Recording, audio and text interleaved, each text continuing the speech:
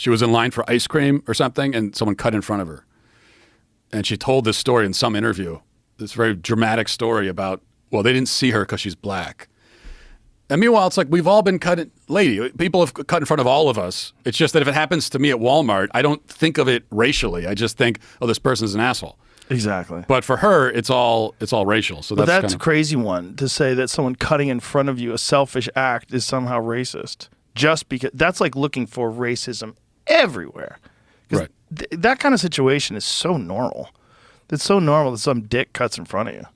Right, exactly. It's an unpleasant thing that happens to all people, and if you're not in the kind of race hustler bubble, you don't see it that way. But it's interesting that nobody wants to call that out. Nobody wants to be reasonable.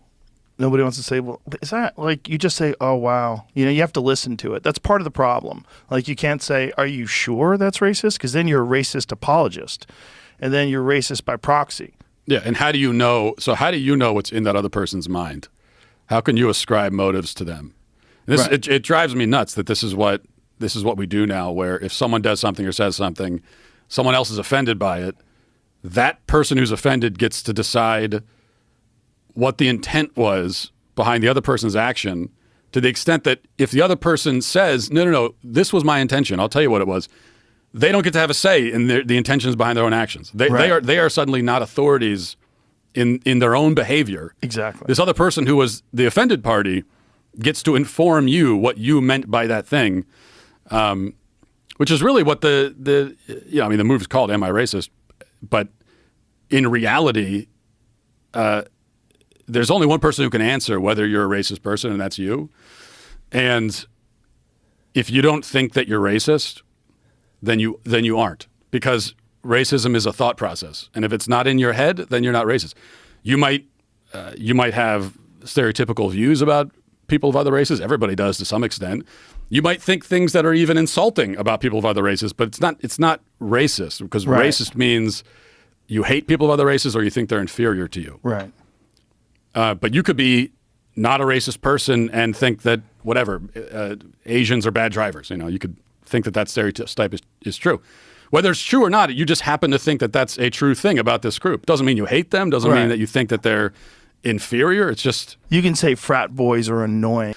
And then something happened in the middle part of the first decade of the 2000s where it seemed like things started backsliding, and that's right at the time when Barack Obama was elected. And that's not a coincidence. Like, a lot of people have noticed that it's odd that we had a black president, and then all of a sudden, now we're having race riots again. And I think the reason is that when you elect a black president, I didn't like Obama. I didn't vote for him. I think his policies are terrible.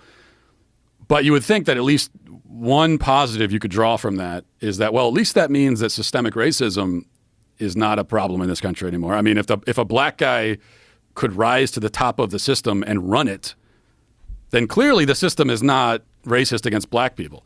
And in fact, was overwhelmingly voted into that position by Americans, which is true. So that is evidence that America isn't systemically racist against black people. But the race hustlers don't want us to draw that conclusion. They're worried that we'll look at Obama as president and say, okay, well, racism isn't a big issue anymore. And that's a problem for them because there's a lot of power, money, and influence to be found in the racism narrative. So they had to kind of like double up on their efforts to convince us that America is actually racist, which is why during Obama's term, that's when we started getting all these race hoaxes and the race riots and BLM. That's when things like people started talking about microaggressions and all this kind of nonsense, because they needed to tell us that, yeah, you might think that this issue is kind of solved now, but it's not. Racism is actually worse than you ever imagined. It's lurking everywhere. And now we're at a point. Yeah, and then not long after that, they started tearing down, Confederate Civil War monuments and stuff that's been there for like 100 years, which was always weird because 100 years ago, people could, walk by a Robert E. Lee monument and not care. It wasn't a big deal to them, black or white. Now, all of a sudden, it's a bigger deal to us than it was to people whose like parents fought. They had grandparents who fought in the Civil War or died in the Civil War. They were okay with it. And yet for us, the wounds of the Civil War are fresher or more raw for us than they were for people a century ago?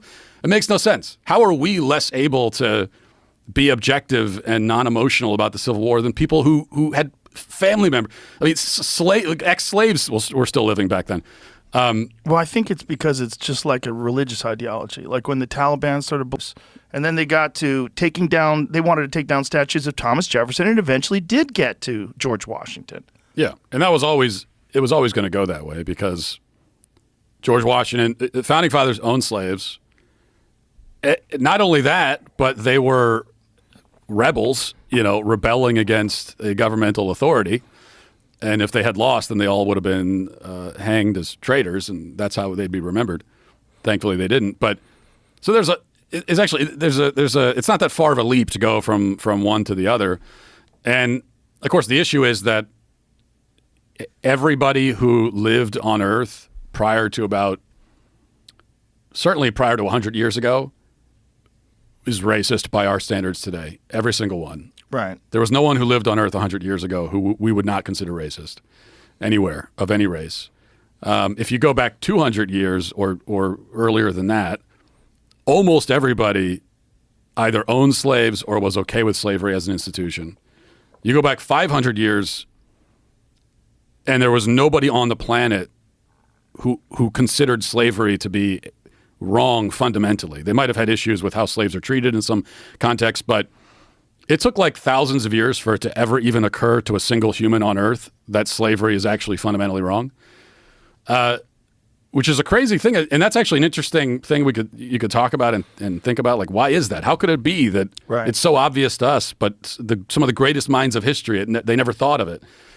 But we can't talk about that because we have to talk about slavery and racism as if they're exclusively white Western phenomena.